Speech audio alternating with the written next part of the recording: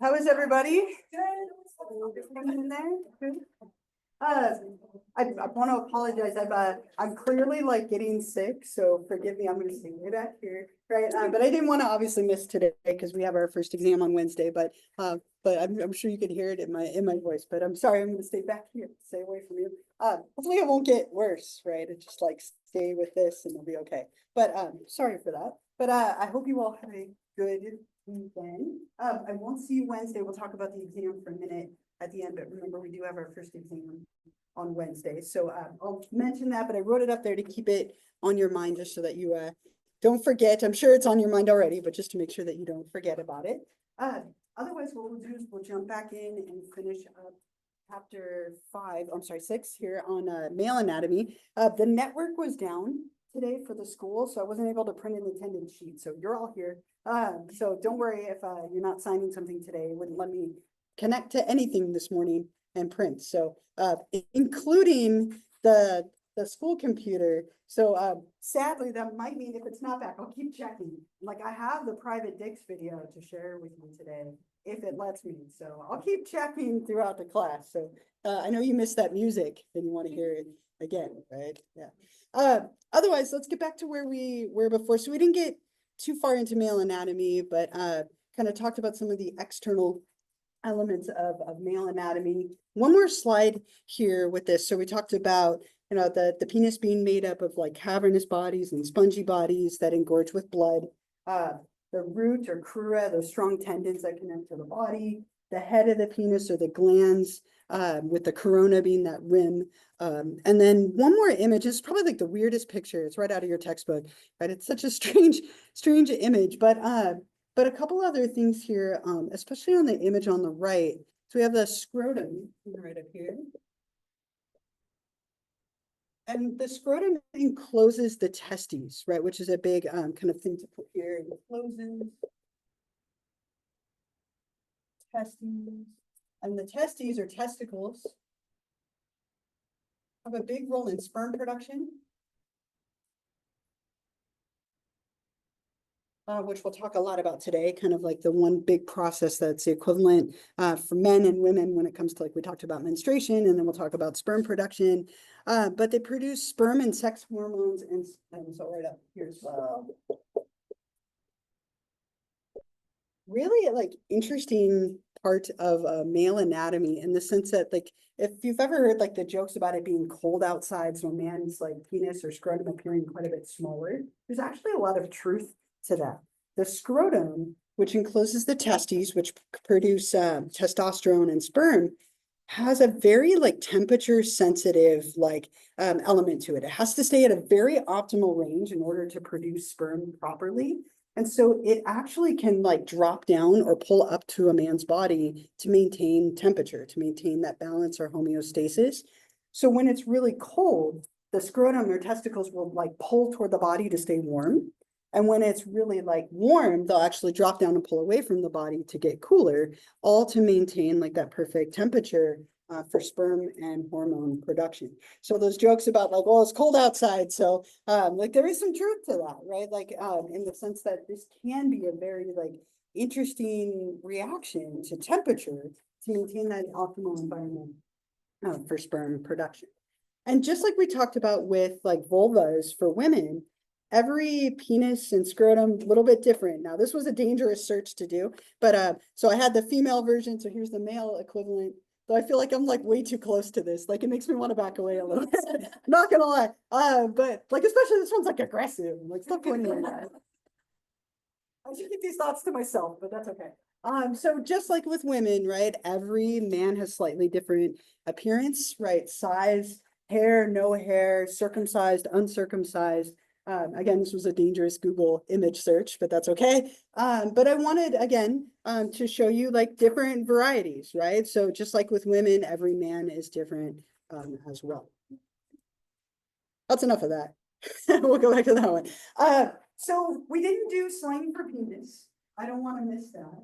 So let's do that really quickly, right? We didn't, right? Oh, you had your list and then we didn't share it. So if you want to get back into your group, I'll just give you like a minute to quickly review. Hopefully somebody has it in your group. If not, we'll move on to another one. But find the people you were with last time. I'll give you just like a minute or two. If you thought of anything since last time, add it. And then we'll see if you're willing to share. So find your people and quickly go over it. Oh,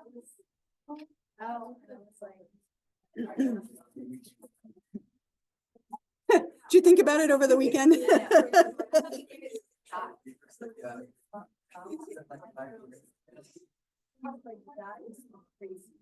And then it's like, yeah, it's not like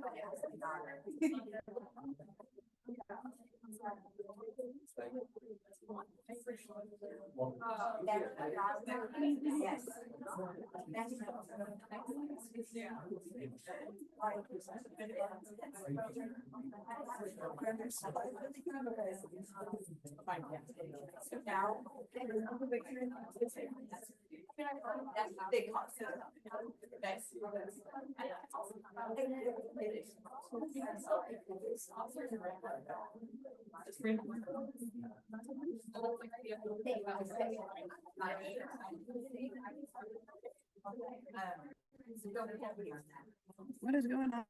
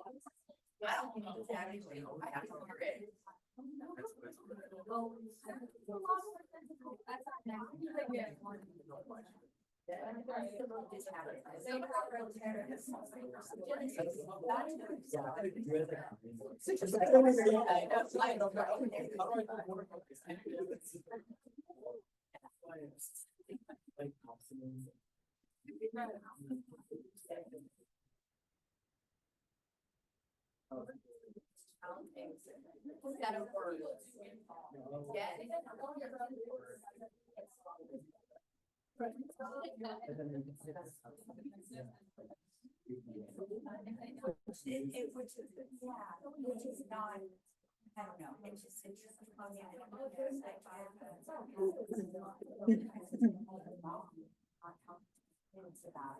right, have you exhausted your list? Are we ready? I made a big note to myself not to forget to ask you to read your list here. So, I was gonna make a link joke about your list, but then I'll read it, right? Okay, so anyone want to read their list? Go for it. Let's hear it.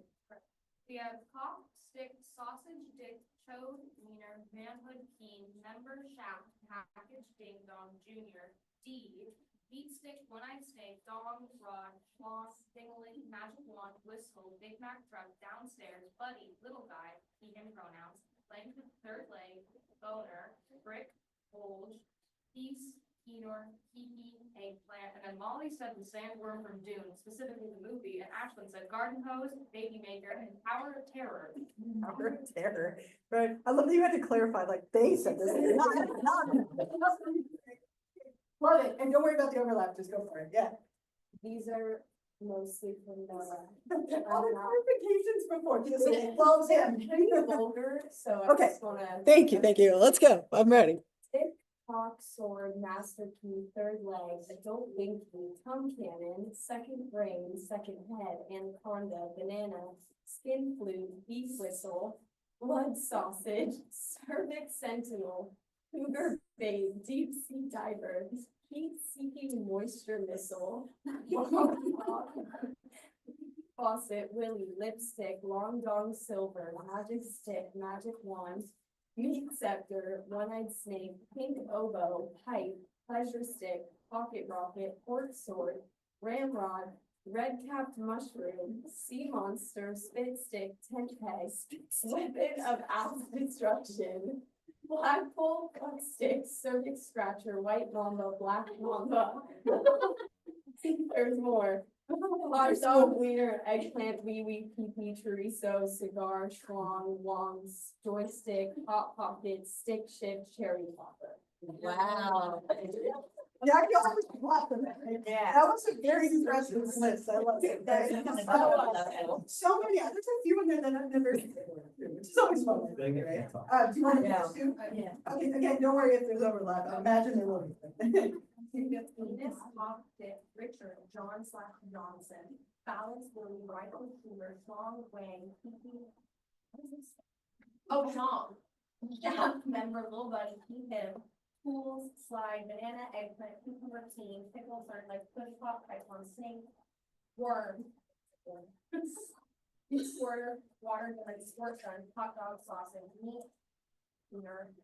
Manhood 3 inches, Peter, 8 inches, Pecker, Lollipop, Popsicle, Wiener, Noodle, Anaconda, Disco Stick, Chode derogatory, Sword, Spear, Stick, Coat Hanger, The Man Downstairs, Tra-la-la, Peanuts, Ding Dong Thing, Rocket Wood, One-Eyed Snake, Package Missile, Wee Prick, Slipper. Impressive, right? So much slang. I want to say of all of the anatomy, like male, female, otherwise, right? There tends to be the most slang here. I mean, you can kind of see that from the lists. And a little bit more aggressive, some of them too, right? Or creative, I don't know, creative and aggressive. Thank you, right? Anybody else, is anything that was forgotten? I don't want to rob you of your chance if you wanted to say all those terms out loud, right? Good, okay. So we'll get back into this, but again, so much slang, right? And I think a big part of that is there's just often such a discomfort with the idea of anatomy. So we're learning the proper terms, though we rarely use them, though I don't think people use a lot of the slang as much either. So kind of somewhere in the middle. But the big thing that we'll talk about now for a little bit is something called spermatogenesis, right? And I wrote it up here, sperm production, right? So obviously men don't have a menstrual cycle, but they do go through a very involved process called spermatogenesis. And it's a very, there are a lot of steps to it, a lot of pieces to this. And it takes a very long time for a single sperm cell to be produced, develop, mature, and be ready to be used. It takes on average 64 to 72 days from beginning to end for sperm to be produced, mature, develop, and then be ready for release. So very, very long process. And again, remember that men on average produce about 300 million sperm per day. That's a lot of sperm, 300 million per day. And so just this constant process of developing, maturing, there's a lot of different elements to where they're stored, all the different things that they pick up along their journey, a lot of different fluids and glands involved. So let's talk about some of those different pieces here. So the place that sperm are produced is within the testes or testicles. There are tubules called seminiferous tubules. And these are these tiny, thin coiled structures in the testes where sperm are produced. And it's wild. If you were to unravel or uncoil a man's seminiferous tubules, it's something like 700 feet of tubing. 700 feet, right? It's a lot of tubing, right? Very, very tiny, thin, tubes. But this is where sperm are produced and not stored, but produced And you can see it, right? There's so many of them. That's why we need so much space, right? So many amount of tubing. When they are developed, they're stored in a small area called the epididymis. It's an area at the back of each testis where sperm maturation occurs. So they're produced in the tubules, then they go to the storage chamber, the epididymis, where they mature. It takes some time for that to happen as well. And so before they're mature, like an immature sperm, just doesn't have mobility. It doesn't have the ability to fertilize or swim yet because it hasn't received all the different fluids that it's going to receive from the different glands that it passes through as it prepares to leave the body. So the epididymis is like a little storage chamber in the back. When a man is going to like ejaculate, right, when that sperm needs to be called forward to be used, it's going to travel through a tube called the vas deferens. The vas deferens is just a sperm carrying tube. It begins at each testis at the epididymis, and then it ends at the urethra, the opening where it would leave a man's body. It's going to pass through an incredible number of things. Like it's like 4 main glands, but it has a very long journey to leave the body, passing through some seminal vesicles, along with the prostate gland and the Cowper's gland. The seminal vesicles are these little glands that give it kind of some of that fluid that sperm exists within, right? So sperm on its own doesn't have the ability to swim or fertilize, but once it goes through these vesicles and these glands, it picks up a lot of different like fluid and substances, which give it that like milky white appearance that seminal fluid tends to have when it leaves the body. And this makes up the biggest portion of that, these seminal vesicles. And I have a little video that shows this, and then I'll talk about the glands on the next one. So let me play this for you. I think it's a nice overview of like the whole process, and then we'll get into it a little more along the way, right? So as the sperm is matured and ready to leave, it goes through that vas deferens, but then passes through a couple of different glands and ducts to pick up some fluids and like energy and things along those lines. Oops, why are we stuck here? There we go. So the first one that it goes through is the seminal vesicle. And the seminal vesicle, gives it a lot of the fluid, right? And so what we see here is this helps prepare the sperm for ejaculation or release from a man's body. So the seminal vesicles give it all of that. So it makes up the biggest portion of like the volume of seminal fluid. It gives it nutrition and mobility. So sperm have a long journey to take. If they're going to fertilize an egg, they need some sugars and like energy in order to be able to do that. They get that partially from the seminal vesicle. Then they go through the prostate gland, which makes up the other like 30%. And so you have sperm and then you have seminal fluid. Sperm exists within seminal fluid. Seminal fluid is like that milky white like substance or fluid that you would see in a man's body, which can contain sperm or not, right? So if a man has had a vasectomy, there would be no sperm in that fluid. So they wouldn't be able to fertilize an egg or get somebody pregnant, but they would still like ejaculate like a milky fluid that would come from the prostate gland. So that process still occurs, but we're assuming it has sperm in it. But if someone had had a vasectomy, that wouldn't be the case. Yeah. I think it just answered my question about pre-tone. Yeah. Yeah. Mhm. Yeah.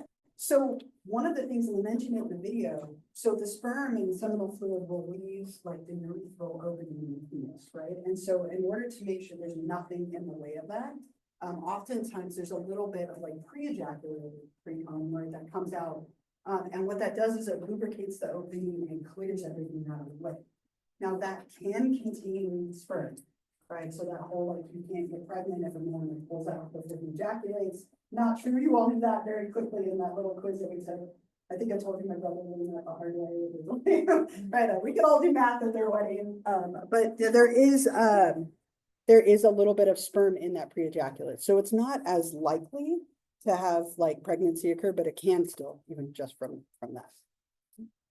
So that milky white fluid helps to neutralize the acidity of the vaginal tract. So the vaginal canal and then the urethra and the fallopian tubes are actually like a really hostile environment for sperm, right? So when a man ejaculates, those like millions of sperm that are ejaculated, only like a handful of them will actually make it to an egg. right? So not very many, a lot of them die in that like acidic environment. And so this fluid helps to neutralize a little bit of that, almost like coating and protecting the sperm so that they're more able to make that long journey and have the energy that they need to make that long journey as well. We also have the Cowper's gland, which we just talked about, which produces a little bit of pre-ejaculate for the sperm, kind of clearing the path for them to go through. Some random fun facts about seminal fluid, right? I always learn something new on this one. I've been asked some really interesting questions about seminal fluid, and I just add them every year, right, to my repertoire here. So a typical male ejaculate, when a man ejaculates, it's about a teaspoon, right? About the size of a teaspoon or so, containing 200 to 500 million sperm. It's a lot of sperm, but again, only like a couple hundred of those sperm, maybe 1,000 at the most, will survive the journey all the way up to an egg. In that ejaculate, it has trace amounts of proteins and carbs, sugars, and acids, right? So on average, somebody asked me this once, I had no idea, I had to look it up. The typical male ejaculate is 5 to 7 calories, right? They wanted to know. And it is Atkins friendly, low carb, right? I had to learn that too, right? But interestingly, what a man puts into his body can actually drastically affect the taste and consistency of their ejaculate, right? This is true for women as well, but very much so, even more so for men, right? So if a man eats a lot of very sweet foods or fruits, their ejaculate can be sweeter.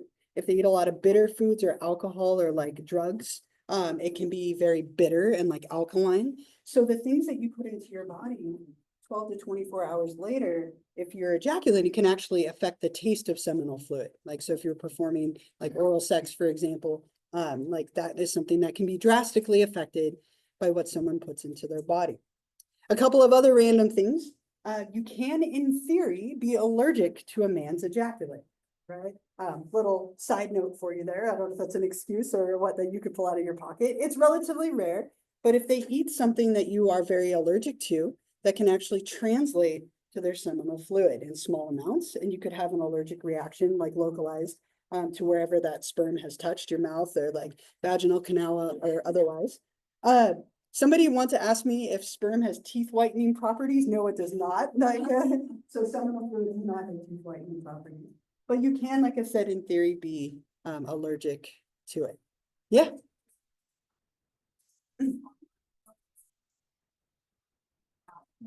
No, no. It's a good try, right? Like teeth whitening properties and can help cure acne. No, but people will try anything, right? For that, trying to get to know them. But again, you can in theory be allergic to it. And pre-ejaculate does contain a little bit of sperm. Okay. Trying to think if there's anything else. Any other questions or thoughts or comments or anything here? Yeah, yeah. This is gonna be funny, but Okay, I'm ready. is it vegan or vegetarian friendly? I mean, it would depend on what the person puts in their body, Right? right? Okay. So diet, like for like a man who consumes like the food they're consuming does translate to some degree to their seminal fluid. So if they are vegan, then in theory, like, and they're not eating any like meat products, it's such a small amount. We're talking about like microscopic trace amounts, but there have been cases where people do have allergic reactions from ingesting like seminal fluid. Yeah.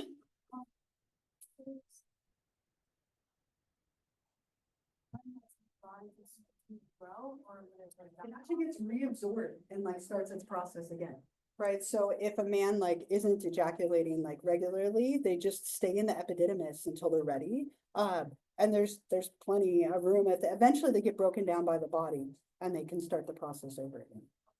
I think you were next. Yeah. Not so much the production, but it can lead to like more of a bitter like consistency, right? And so sometimes, and you'd have to consume like a good amount of it, but it can make like something very bitter. And alcohol is definitely.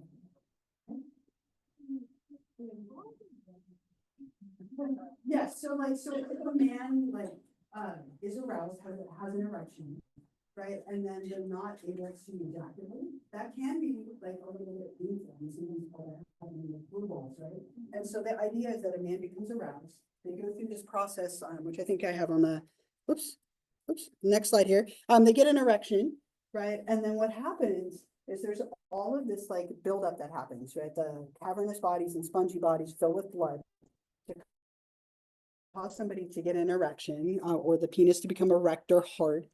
And what happens is when that occurs, like all of the arteries expand, right? And then the way that that pressure goes away is through ejaculation. Everything builds up and then is expelled through the body through two different stages. And so if a man becomes aroused but doesn't ejaculate and release that pressure, it can be uncomfortable for a period of time until the body like calms back down. Same for women in a sense. And as a side note, women ejaculate too.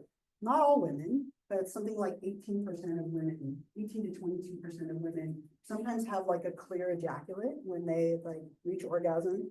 But for men, if they don't, it can be painful or uncomfortable until their body resets. And then they can kind of move on. Yeah. That's, what we're talking about. Is that ejaculate from women, okay.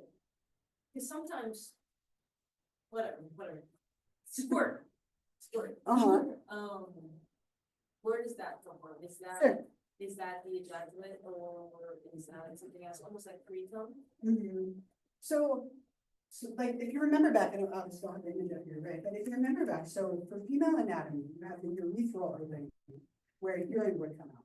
And you have the vaginal opening, where typically like you would insert like a finger or a penis or whatever you're inserting for like intercourse or sex of some kind, right?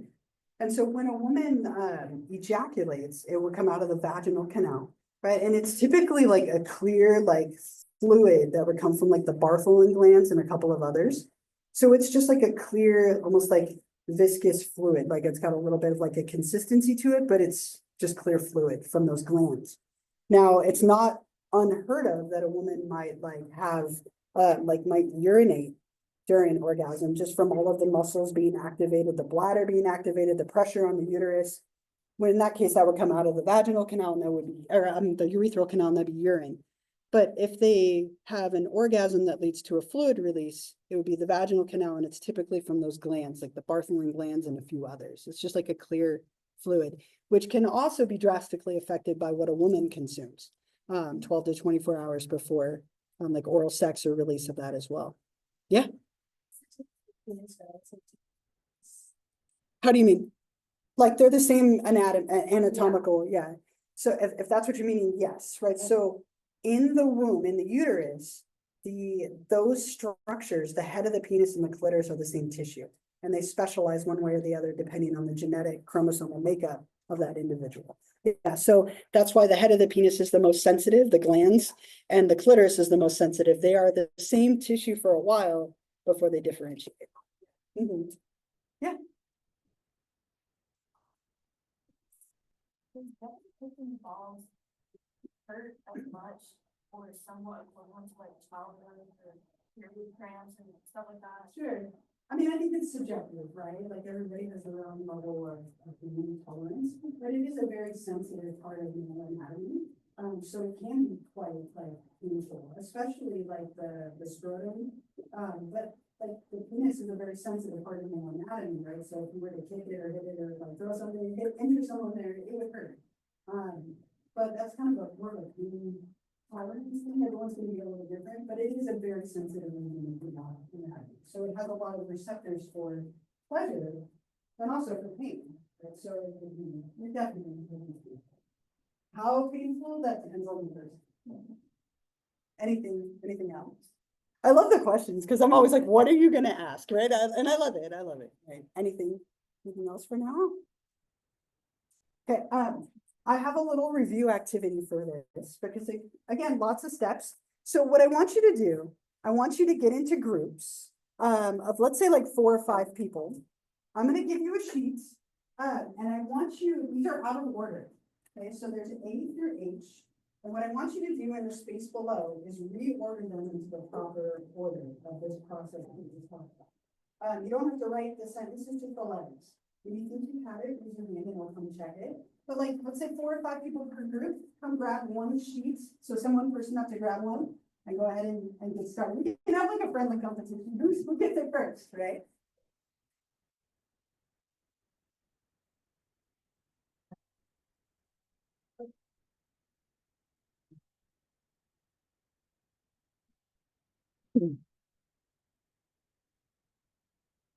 Again, when you think you have it, raise your hand and I'll come by and check.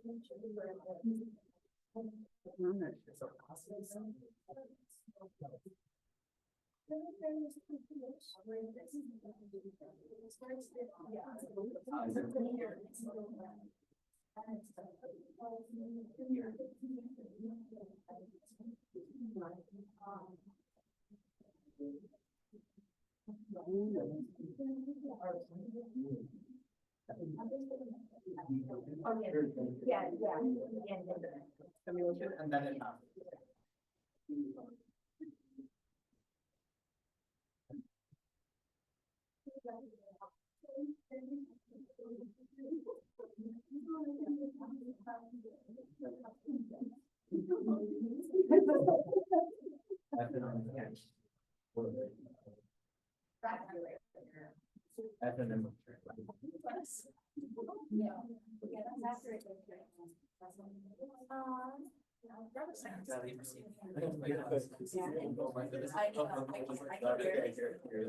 Sorry.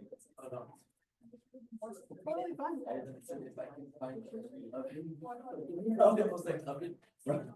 Okay, they have it.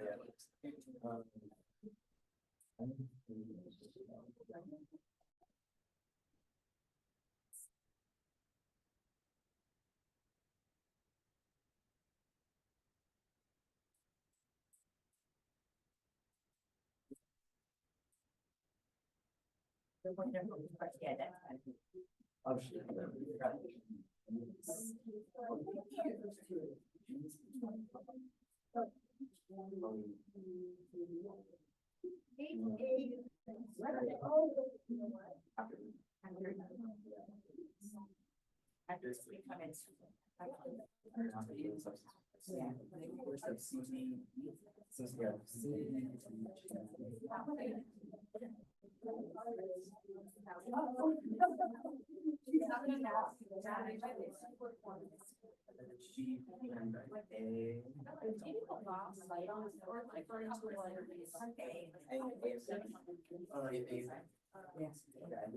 We gotta go, otherwise some of the stuff. As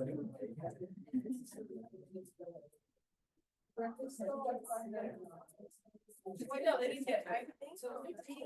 I actually don't. But this is something Hey, you're like, I'm the first to, you know. Oh, my goodness. Okay,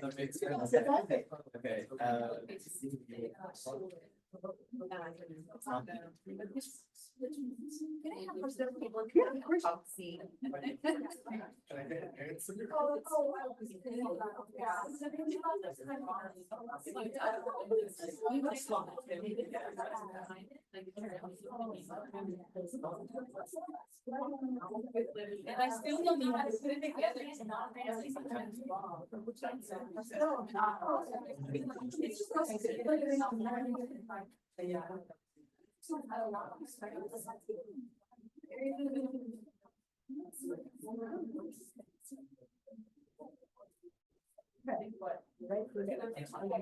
I do not think they should.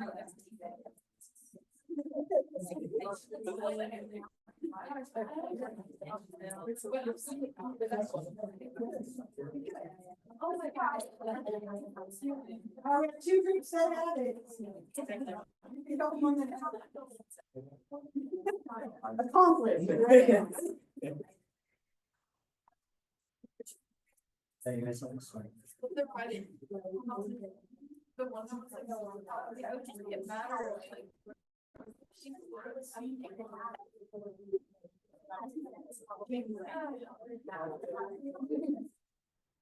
Okay. Oh, okay. Down the floor. I don't want to say that. That one's on the street, so. Are you guys? So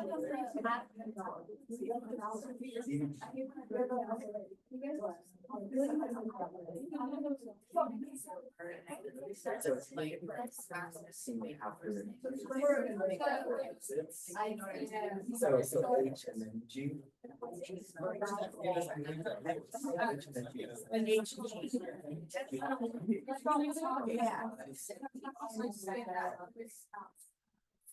But I think you're sitting, I think you. I was like, did you even say that? I'm probably not, you guys have not seen it right. Right. Do you ever say like? Yeah.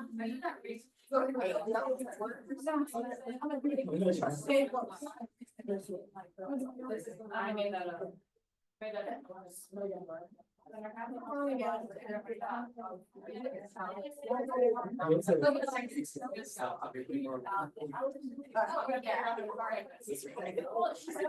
know, but how do you?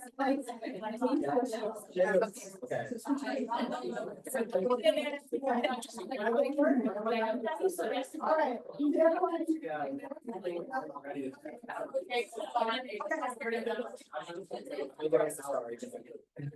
All right, so well, let's say you can go back to your spots if you were, but most of you got it. One group got it really quickly, but most of you got it, and maybe like one or two little mix-ups. So here's the correct answer, and then here's then how it translates. So, and aren't these like the cutest little sperm ever? They look so cute, right? I was working on this yesterday, and my daughter was like, "Those guys are really cute. What are they?" And I'm like, "Don't worry about it. You don't need to know, right? You don't need to know." Dude, Emma, like, you know, Emma, the one who came in, we were watching a movie yesterday, and she was just like, "Oh, well, when I have my first kiss with a boy, I'll tell you." And I was like, "Wait, back up." So have you had a first kiss with somebody else? And she's like, "Oh." I was like, "You're 10, stop it." And she's just like, "Well, my friend." And I'm like, "How dare you?" Like, I don't know why she'd be so mortified. I'm like, "I'm sure you did anyway." I don't know how I got there. This to Emma to what? Anyway. Well, apparently my 10-year-old is kissing people at school. I'm like, "What are you doing at school?" For shame. Back to sperm. Okay, so in the end, right? So if you read through, I know, right? Way later, like I was like 18, but that's okay. I think my partner was like in kindergarten, so I'm gonna blame her. I'm gonna blame her. Kindergarten, like whatever. I was playing dodgeball and stuff, but anyway. Okay, so I am produced in the seminiferous tubules of the testicles. I mature in the epididymis. Most of you got those too, right? Like pretty quickly. When there's adequate stimulation and the penis becomes erect, I leave the epididymis and travel up into the body through the vas deferens toward the bladder and ejaculatory ducts. As I pass through the seminal vesicles, prostate gland, and Cowper's glands, fluids are added so that I can live longer and swim more easily. I'm now officially the substance we call semen. The urethra carries me along with about 200 to 500 million other sperm out of the penis in a process called ejaculation. I go through the cervix and the uterus and into the fallopian tubes in search of an egg cell. If I can find the ovum before the other sperm do, I will be the winner, part of a fertilized egg. Okay, so again, quite a journey. And most of you did a beautiful job getting them with just like one or two little, points of confusion, which I think are easy to do. Before I move on, any other questions, comments, thoughts, anything else related to sperm production? We have a few other things, but anything else here?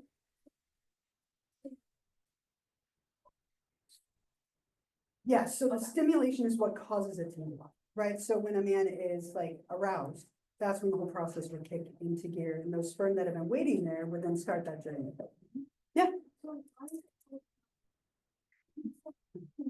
So the main thought behind that, right, and I don't know why they decided to spell it the way they did, right, but, so when a person reaches orgasm, like, I'm coming to an orgasm was the original phrase, like, I'm starting to come to an orgasm, and then it just became, I'm coming, and then it came out, right, so that's kind of the evolution of that phrase, right? Why it was spelled the way it was, I don't know, but it's, make it unique, but yeah, that's where the phrase comes from. For men and for women. All right, a few other things, sorry for the horrible picture, but important to see. So, just as women worry about appearance of the vulva, appearance of breasts, men have a lot of concerns and like pressure when it comes to penis size, right? And we, we talked about like the average size that men tend to be like 5.6 inches, 5 to 6 inches or so when erect. This is something that can really come to define men, right, in terms of their worth of their masculinity, their worth as a lover. This can be something that has a lot of like weight and meaning to it for men. And if this ever works, it's still not working. The guys in that little documentary kind of talk about that a little bit, how the size and appearance and like length of their penis comes to define their worth as a person, as a man and as a lover, right? And so some similarities there in the things that women also experience.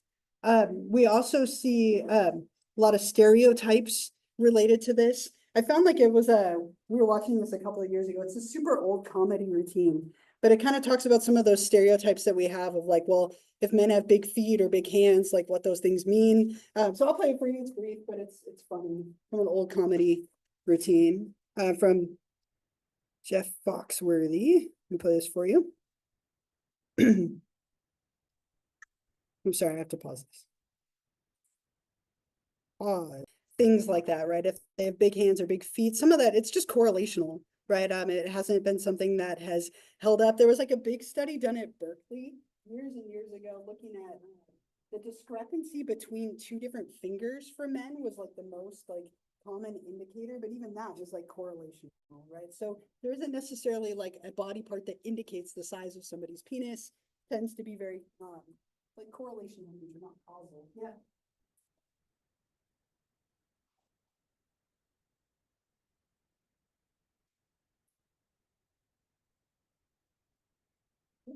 There was some thoughts about that too, and I'm sure somebody was all like, well, I need to make that where it means I'm smart or something. And I think, again, correlation, right? Like, having like, your penis size doesn't necessarily correlate with intelligence. Your hand is what size of your penis size. Sometimes it does, but nothing doesn't, right? But yeah, lots of funny theories related to that, right? As well, like small penis equals intelligence, not necessarily. Yeah. Do you know, like, the biggest reported Ever. size of a penis? No, somebody look it up though, right? Like we should know that information. Like somebody put that Google search in there. Look it up. Let me know when you have it. Yeah. Yes, the length of your weight. Yes. So, what was the finger thing? What's? Oh, so they were looking at the difference between like your thumb and your index finger, and something about the ratio there was thought to indicate, but it was purely. Yeah. Yeah. What do you mean? What about? Yeah. How does that work? How does it work? I mean, the same way, it's just quite small, and like, it's, men are all over the place, just like women are all over the place with their breast size and so on. There are, men with very, very tiny penises and men with very large penises. The average size, again, is like 5 to 6 inches. Only like 15% of people are outside of that 5 to 6 inch range, right? Whether that's really small or really large, and it is really legitimately all over. So it could be, it would function the exact same way, just being quite small, or function the same way but being quite large. Just difference in size. Yeah, do you find it? No, I did not look it Oh, up, but I do remember one of the people with like the biggest penis size was like Rasputin. His was a foot long and it's kept in a jar in a museum. Things to visit on your bucket list, right? Who found it for you? It's 14 inches. 14 Oh, that's inches. Oh, no, that Is it changed now? Is it? Okay. It's between two people. It's either this New Yorker, Jonah Falcon, who has a 13.5 inch penis, correct? Or it's Robert Esquivel Cabrera's It was- 19 inch member. And the thing is that Roberto, he can't actually use his penis. Right. but he refuses to get it circumcised because he wants to hold on to the title, and, Jonah says it's him because he can't exist. Yeah, and I was thinking about that as you asked your question, that sometimes when your anatomy is so far out of like the typical range, it can have like effects where it makes it difficult to use. Like obviously, if you're talking about something that was like 13, even 13 inches is quite large, right? Remember the vaginal canal is 4 inches, right? It can stretch and accommodate for much more than that. But like, I mean, that size, like it's gonna be prohibitive, right? And like being really small might make it difficult to like, have like successful sexual encounters with fun. So it can be challenging on your end. Yeah. I was watching this program, I wish I could remember the name of it, but it was about sex. Okay. And, this man, he had an extremely large penis, and he says that when he would have intercourse, that he'd have to be very careful Sure. because he could literally hurt Yeah. a Yeah. woman. It can be actually dangerous. It's not even something that can be fully enjoyed or, Sure. so, it's like, Yeah. So bigger isn't always better. No, right? no. We can. and actually the guy that is Matt Barr, he sits in between the two of them. Okay. Yeah, so it is 14 inches. Yeah. 13, 14, 19. I don't want, 19, yeah, right? no, that's like terrifying, like, it's not, I'm like, I need to go somewhere else with that. Sure. Was there another image? Okay, so again, remember that the vast majority of men, 5 to 6 inches, right? And so like with anything, if we look at like a standard deviation and statistics, most people are gonna fall right near the norm, which is 5 to 6 inches. And then standard deviations away from that are gonna become more and more rare. Right, so someone being in like the 6 to 7 inch range or the 4 to 5 inch range, relatively common, much bigger, much smaller than that, much less common, right? Statistically, right, if you look at statistics. Yeah, sorry. Okay, good to know.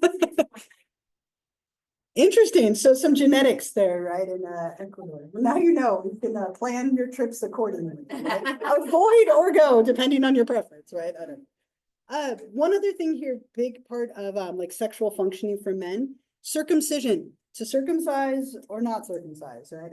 And this is a choice that most people make within the first 48 hours of life.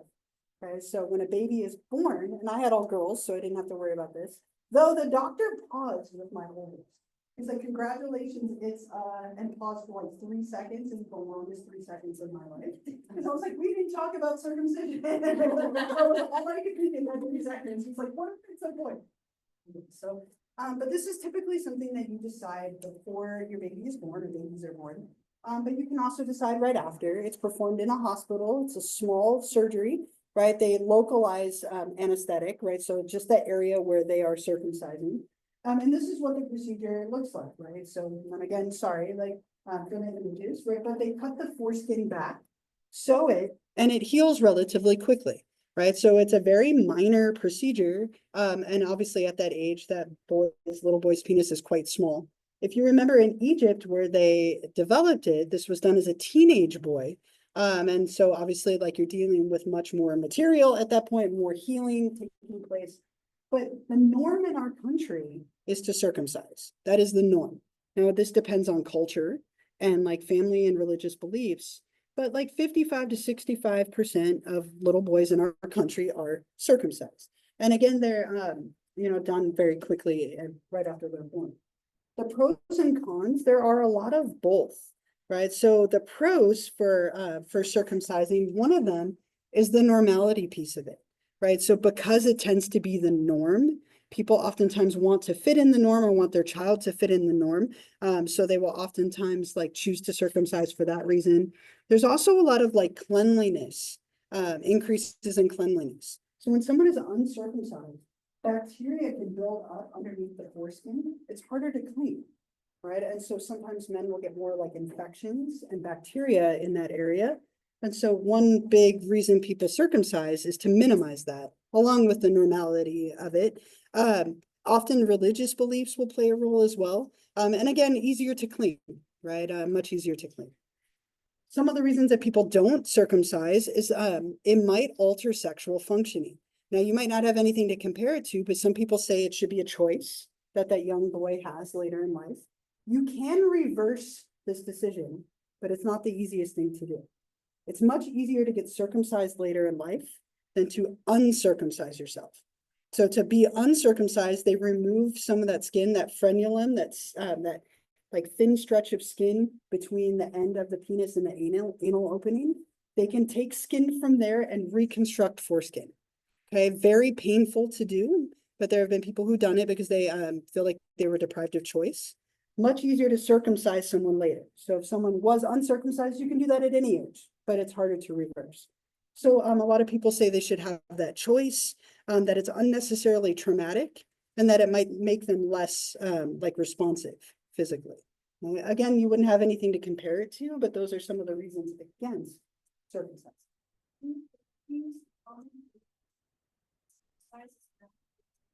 Yeah, And a lot of the time it's really fun because they can choose the cut, okay. so they can say.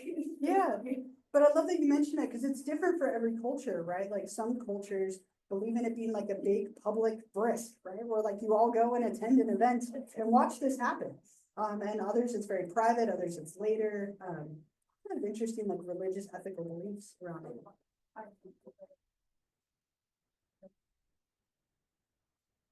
Yeah. Right, like a rite of passage.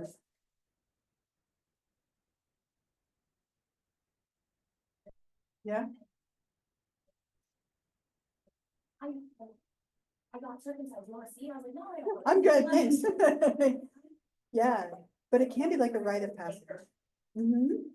Yeah, it's, the norm is like the first 48 hours, but then you take into account like religious and ethical, like, and ethnic beliefs, and that can change that, right? They can be different for different cultures. So. Any other thoughts and comments? I'm sure some of you really want me to take that picture away, but like any other thoughts and comments from the moment? Yeah.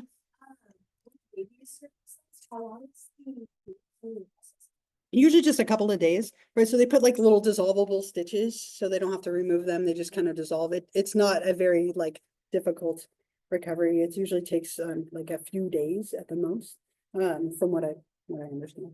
Yeah.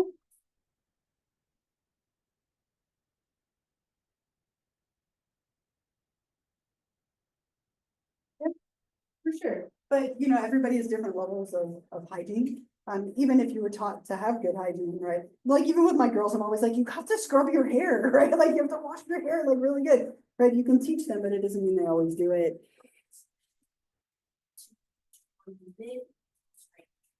Remove the foreskin. I mean, and so the thought here, and like, there's actually a technical name for it. So bacteria can build up around the head of the penis and between the two layers. We call it smegma, which sounds awful, right? But it's smegma and it builds up and it can lead to infections. And then that can cause problems not only for that person, but if they're having intercourse with somebody, for that person as well. So, I mean, yeah, you could teach them hygiene to avoid that for sure. But you have to then follow through with the hygiene to avoid it, if that makes sense. My arm gets dirty. Oh no, but just chop it off, I guess. Right, yeah, I mean, that's one of many reasons, right? One of many why you might circumcise versus not. But yeah, I mean, obviously good hygiene practices will help to avoid that to a degree, right? Anytime you have an area that's like a very like moist, like covered area of the body, it's more prone to bacteria and infection, like even with good hygiene. Men would go to a urologist, right? So urology is the medical specialty for men and also for women and any kind of urinary tract like issues. Some conditions affecting men, priapism is one that's relatively common, where people have like painful erections that aren't related to desire. The erection is basically like, you know, kind of like a nervous system coordinated response. And sometimes people will get erections without being aroused and they can be painful or difficult to like get rid of. Obviously cancers, penile and testicular cancers, men need to be screened for those very young, and be watching those as those can be very dangerous and common for men. Having an enlarged prostate cancer, right? So looking at the testes and the testicles and the scrotum, very common to examine those as well. So just like with women, as soon as you're starting to enter into puberty, starting to become sexually active, you should be having conversations with your doctor. You should be having these checkups regularly. And they're often part of a physical for men. If a man has breast tissue, they would also want to do self-breast exams. That can happen, as we said, it's called gynecomastia, relatively rare, but it can happen. So if a man has breast tissue, they should be doing that as well. Okay, let me try one more time because I have time for it. Let me try one more time to see if this will work. If it doesn't, then you sadly miss out on the second part of the music, right? Look at this whole network is down. Is it down for any of you as well? It's like all the school computers, they're not. I wasn't able to print anything and nope. So sad, right? Yeah. I haven't, but I maybe I will. Like I'd have to record it, so I'll see if I can record it and post it. Because you know, if you wanted to watch it, I don't want to rob you of that moment, right? Yeah. We can watch like a short snippet on Monday or no? On Monday, if it's working, we'll see. We'll see what I can see what I can figure out. If not, I'll see if I can record it and put it on Canvas for you. It's just like the first like 14 minutes that I wanted. So then what I'll do, let me take a few minutes just to make sure you're feeling as good as you can about the exam. And then we will be probably be done a couple of minutes early, which is never the worst thing. But remember that Wednesday, we don't have class, okay? So no in-person class. And I tried to purposefully make this on the same day for some of the people who have me for back-to-back classes. But the exam will open up at 12:01 a.m. and close at 11:59 a.m. So you don't have to take it during this time, but I'm giving you this time to take it. Okay, if you would rather have a nice lunch or sleep in, or if you have something else going on, you can do it anytime on Wednesday, but it must be done before 11:59 p.m. Okay, if you reach out to me after the deadline, I will say, I'm so sorry, but it's too late. Okay, if something comes up, if you have an emergency, you lose power, something happens, if you reach out to me before the deadline, I'm happy to work with you and give you extra time. Okay, but it has to be before the deadline. That's like my one hard rule, okay? We won't have class obviously in person, we're taking it on Canvas. There's a study guide on Canvas as well. Remember that if it's on the study guide, it will be on the test. If it's not on there, we don't need to know it. You have 75 minutes to complete the exam. I believe there are like 68 questions on the exam, so it's a little more than a minute per question. So be mindful of the time. It's plenty of time as long as you're not trying to look up every answer. If you're trying to look answers up, you're going to run out of time. Okay, and that is a little purposeful. I didn't make it any harder than if you had taken it in person, but I didn't want to give you so much time that you didn't have to study. Okay, so I think I have a really good balance. Most people finish in about 60 to 62 minutes. So what I see is most of the time people have plenty of time. Remember that there are 2 anatomy drawings in the study guide. You don't have to spell anything, but you will have to match them to items on a list. Okay, so make sure that you are able to label them. I gave you the exact diagrams. They're also in the slides. It's mainly multiple choice and true false and then matching. And there are a couple of short answer questions. The short answers will never be essays. They're like, what are the 4 components of sexual intelligence? Right, they're lists of like 3 or 4 or 5. Or maybe give me 1 advantage of circumcision and 1 disadvantage. I mean, that's something like that, very brief. Okay. As I said, I didn't make this any harder. People tend to do quite well on them. If it were me, and I always like to preface this because I was like that obnoxious student that doesn't want to miss 1 point on anything. I would do the study guide and have it in front of me for the exam. So that way, if you get to a term and you're like, I have no idea what this is, you're not looking in the book, the lecture, the slides, you're using that time. You can just look at your study guide and you have it. So that'd probably be my best suggestion, along with make sure you have 75 minutes and good internet and a quiet place to take the exam. Set yourself up for success. And again, if you run into issues or something comes up, just make sure you reach out to me before the deadline and I'm happy to work with you. Okay, just not after. I'll feel so bad for you if you reach out after, but that is kind of my one hard rule. Are there any other questions at all about the exam? Anything else? Bless you. Okay, so when I see you on Monday, we're going to start chapter 11. We're going out of order. So the next chapter is orientation, sexual orientation. So just so you know, in the back of your mind, we're going to 11 next. It's on the syllabus. But good luck on the exam. Enjoy a few extra minutes today. I'll try and record that video in the next day and post it. And I'll see you all next week on Monday.